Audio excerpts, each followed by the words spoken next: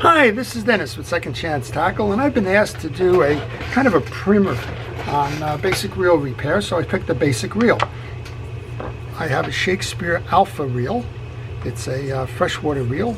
I guess it's a size 20 maybe. I'm not seeing a piece, but it's got a 5.2 to 1 and it's handling 246, so it's either a 15 or 20 size reel.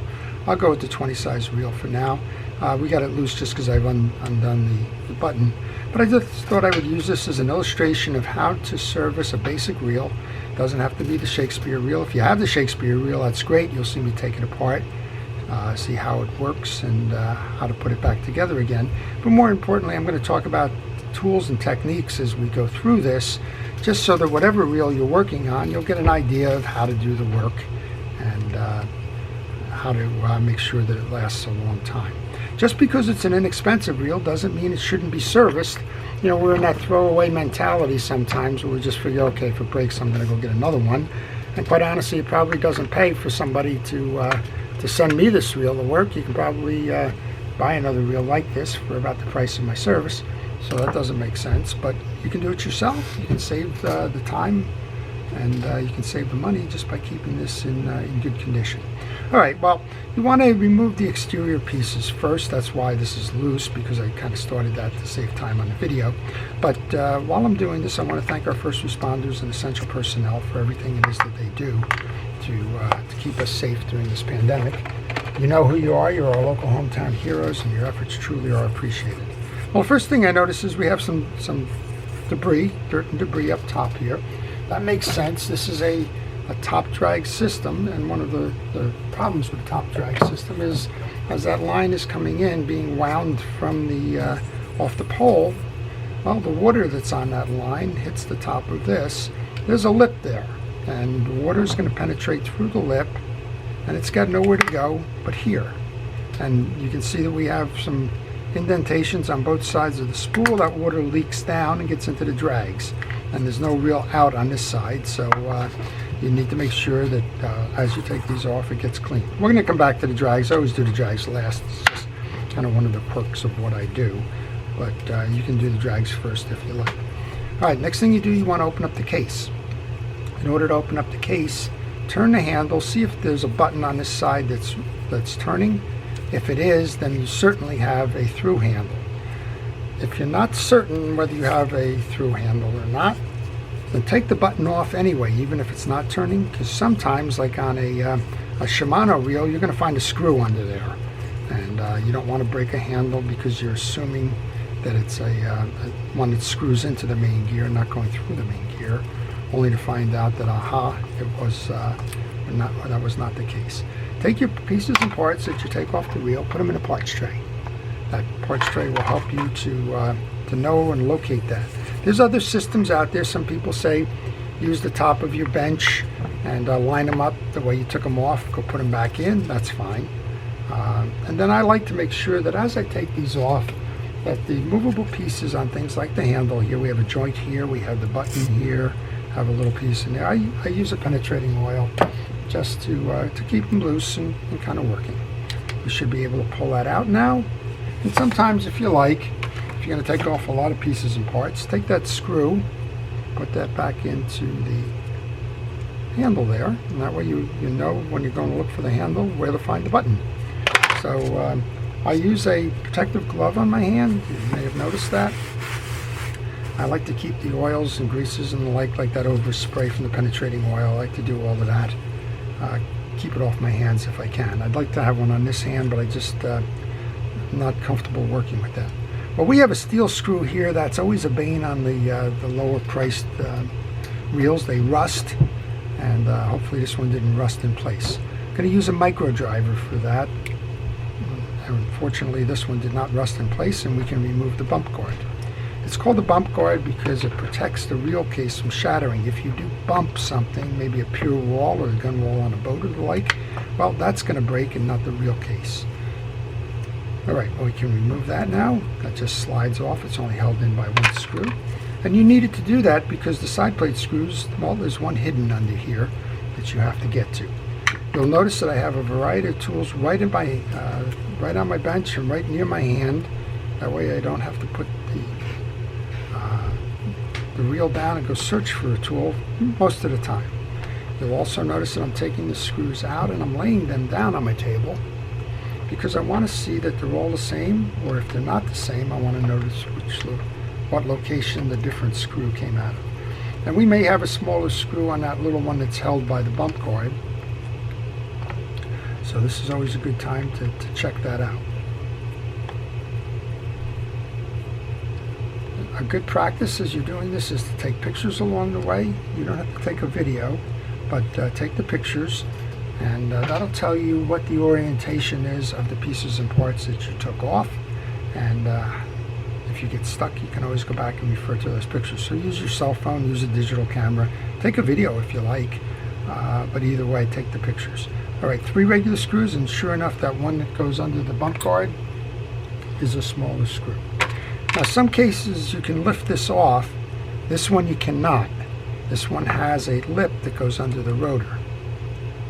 That's one of the reasons why I chose this for basic maintenance, because a lot of folks would stop right here and figure out, I can't get that off, what's wrong?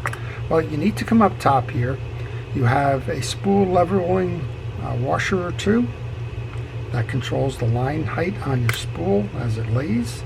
And underneath that you have a click ratchet, which is going to make the noise when your spool is operating under drag and the drag is being pulled out. So I use a little razor knife to pull that first washer off, and then a click ratchet usually comes off pretty easily after that.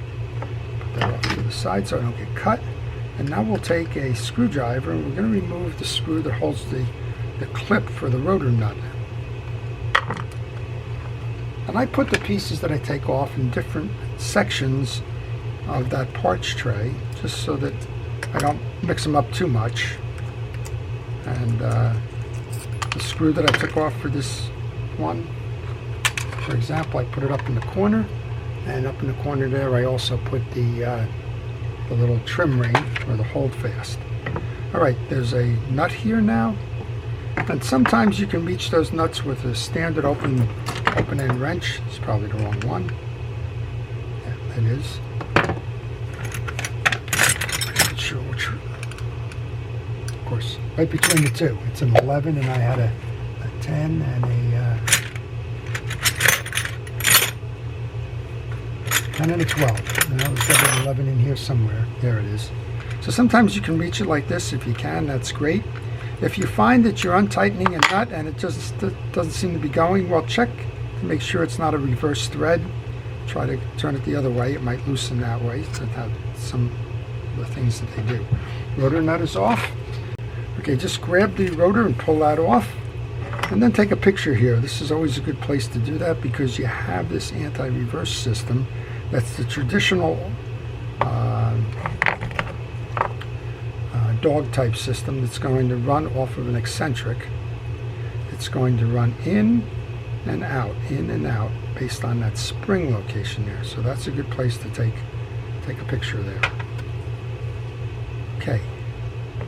I want to next remove the collar. Well, I can remove the side plate now actually, and you can get a look underneath. This has got a traditional setup here for gears and operation. It's got a crosswind block behind it. It's got an oscillation gear. It's got the main gear here. It's got a pinion gear. All of those are the movable parts of a traditional basic fishing reel. All right, this has got a collar. The collar is an eccentric, which is going to drive this anti-reverse dog, and there's a spring on there. So when you pull this up, realize the position of the spring, and then you can just kind of remove the collar and that spring. You can see it there. And I like to put that into the box just the way that it's supposed to be oriented. Next up then we have a little cam lever here. Next up we want to pull the two. I believe this little cam lever is pressed on. So we'll just pull the two screws that are holding the pinion gear and the bearing down. These are Phillips head screws. I'm going to do the same thing. We're going to leave them on my desk here, make sure that they're both the same. So even though this is a relatively inexpensive reel, it still comes apart like the very expensive reels, and you follow the same processes and procedures for that. that you would if you're working on a $200 reel. All right, we should be able to pull this out at this point, I'm thinking. We can. That's your main gear. We're going to want to clean that up. I'm going to take the crosswind block and axle out now. And then we'll remove the rest of this. All right, the 2 screws from the tie down go to here. This is your crosswind block screw. That'll go on my parts tray. We should be able to pull the axle out now. If we hold that crosswind block, the axle will slide out.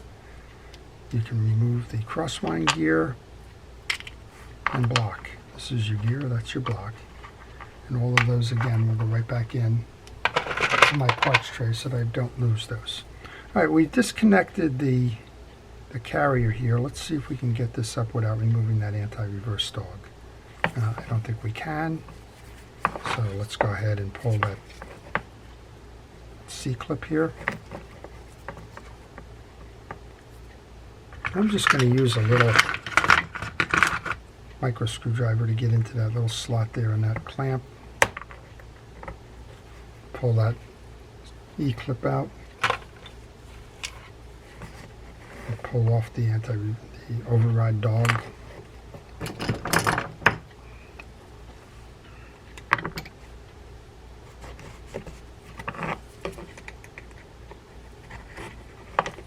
And now we can remove that whole assembly there. So I'm not sure if that cam is on there or not. Doesn't matter. We can pull the whole thing up now,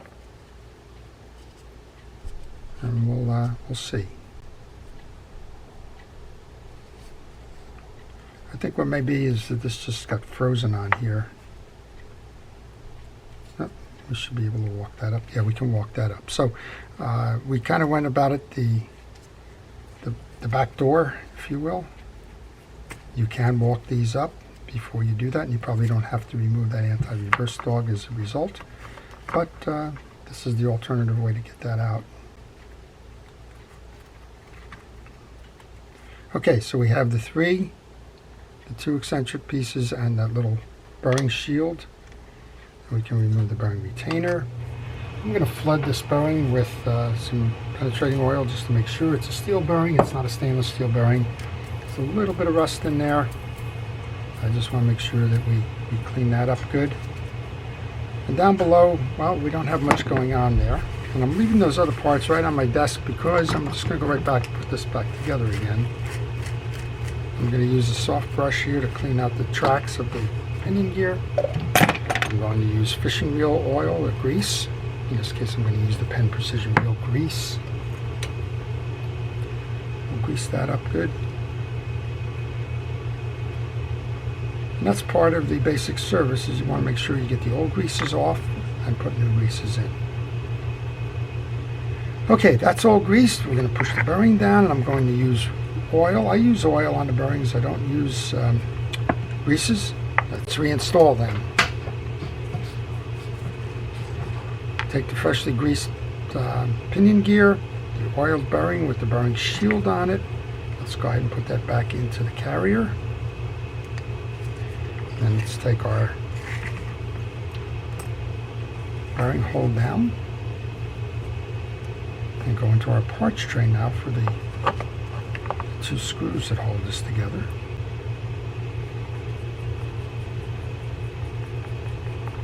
There's the one. Here's the other.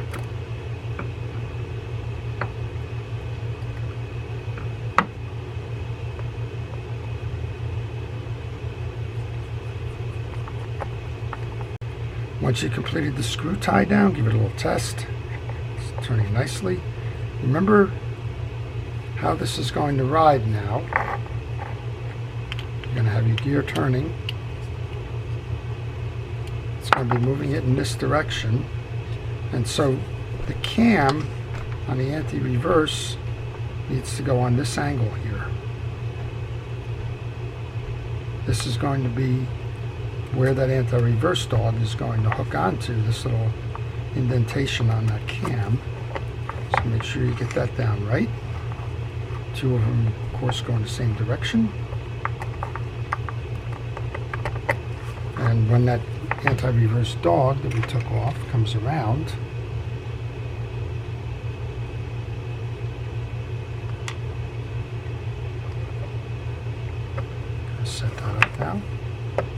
see as it comes around, that cam is going to lock over here, and that dog is going to stop the reel. So that's what you want to make sure you know is the right orientation. With that dog installed, I'm going to go ahead and put that clip back on. Most of the time you can do this one with hand strength. If you don't have hand strength, use a pliers or something to push it back in. In this case, we were able to push it in by our hand. Now we'll grab that little eccentric. Remember, I had it on the top side. And then make sure that that whole assembly is tight. You can test at this point. Is it pulling it in, right? Is it pulling it in? It's pulling it in. So it's going to release as you're driving the reel. As you go to tighten down, it's going to grab that cam that you just installed. When that's clear, you can grab your rotor. Make sure it's clean on the inside. We got to set the main gears up first because that rotor's got to cover that side plate. Just a mental note that I just grabbed. Clean off the old greases.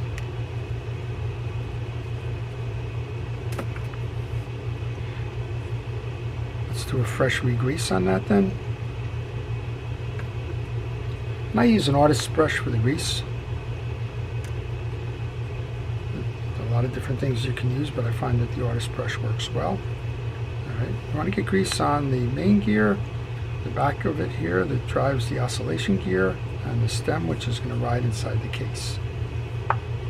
Next up would be the oscillation gear. This one just presses on, but you want to make sure that you get the grease onto the teeth and onto the face. Sometimes this is called crosswind gear. That goes in next. Get the crosswind block. It's got a channel. You want to make sure that that channel is clear.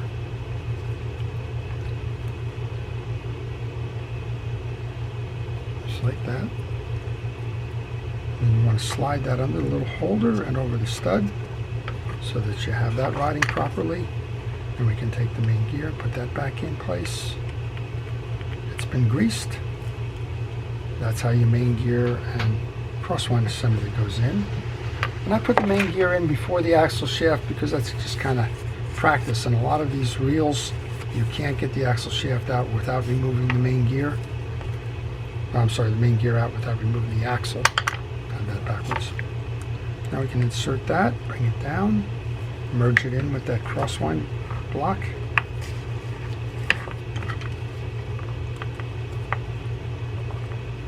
Line up the hole in that axle shaft with the hole for the screw. And grab the tie-down screw for that. And again, if you're wondering which screw belongs where, well, go back to your pictures. That will be a good way to tell.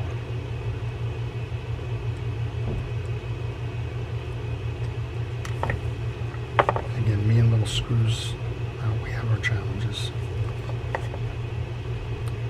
All right, get that little screw back in. Now we can put the side plate case on.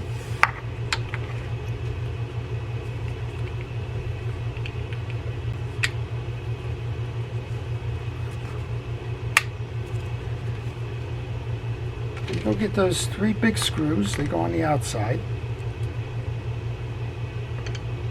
And we have the smaller screw which goes under the bump guard. Let's tighten them up right now.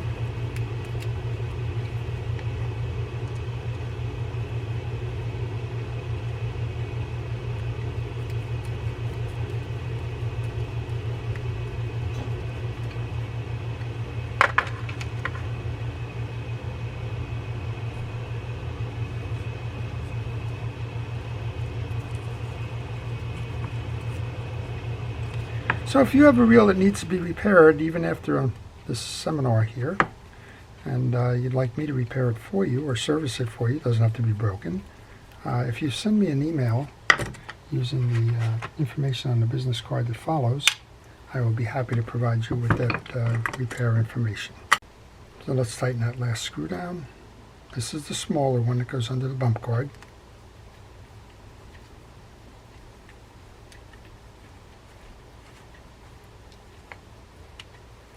Now we can put the bump guard on. and the small screw that goes with that. And the bottom end of the reel is done. Now you can do this reel in about 15 minutes. I'm spending a lot of time doing narration and things, but you can do it in about 15 minutes, and that's well worth the effort to keep the reel functioning properly. All right, here's our rotor.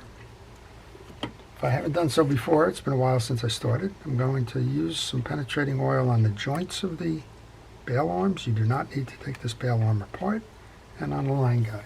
Just going to let that seep in there so that it works properly.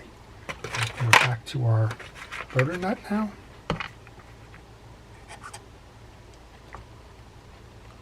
And this came off traditionally. It came off with a left-hand thread. So it goes back clockwise or away from you.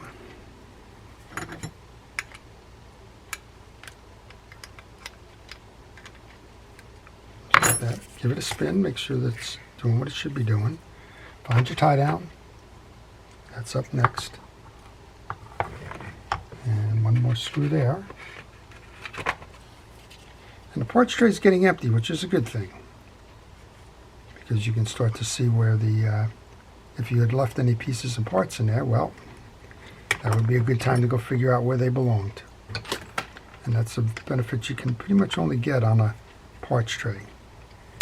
Okay, that's the setup there. We now have the handle we're going to put back in. There was a little plastic washer. I'm not sure if anybody noticed that came out, but it belongs on the screw. These handles are interchangeable, so if you want to use it as a left-hand crank, it goes on the one side, or a right-hand crank goes on the other. They will fit either way. And now we can screw this back in. This has a fast cast or an easy cast feature to it. It enables you to cast the line without touching the line. It kind of works like the old push-button Zebcos. As you're getting ready to throw, you'll pull that this way to release the line. All right, we have a click ratchet goes next. And we have that spool height adjuster washer next. So all we have to do to complete this reel then is we're going to just take the button off. There's a star spring in here, and remove that. And I'm thinking I'm going to see felt washers in this one. You don't need much in here, and that's exactly what we have. We have some felt washers in here. So felt washers are just that. They're made out of felt. They're flexible, which is great. And all you need to do with felt washers is oil them. These are plenty oiled because of the spray I put in there, but you can just use regular fishing reel oil and saturate it. That's what's going to keep these flexible and from not drying out. You have 2 round washers and 1 eared washer. The round washers go top and bottom, and the eared washer, that's the one with the points here, that one goes in the middle, and it fits in the slots in the spool, those 2 slots there. Got 1 more of these. Again, we'll grease that up. Come back with the top. Grab our little snap ring. Be careful, it's a spring. So as you go to load this in, you need to find the grooves in the spool, and you need to make sure that it's sitting in there properly. If it's not, well, that retention ring is going to pop, and if it flies, you're going to have fun trying to find it. So there you go. That's done. This is done. Put the button on, the adjuster button. The reel is done. So that's kind of a primer on how do you fix any reel, not just a little Shakespeare, not fix, but service the reel, and make sure that you keep it running for a long time to come. So I hope you've enjoyed that. Okay, only thing left now, give it a test. There you go. So that's how you do it. When you working on a reel with an easy cast, make sure that it returns back so that you can cast that. And if you find that when you did that, it's landing over here, don't panic. Take the spool off, and you're going to have to reverse it. So take the spool off, take the 2 washers off, unscrew the rotor, turn it 180 degrees so that this is facing the handle. Or just watch for it as you go do that. So I hope you've enjoyed this basic primer. This is Dennis with Second Chance Tackle. Please, everybody, stay safe, stay well, and stay watching. And have a great day.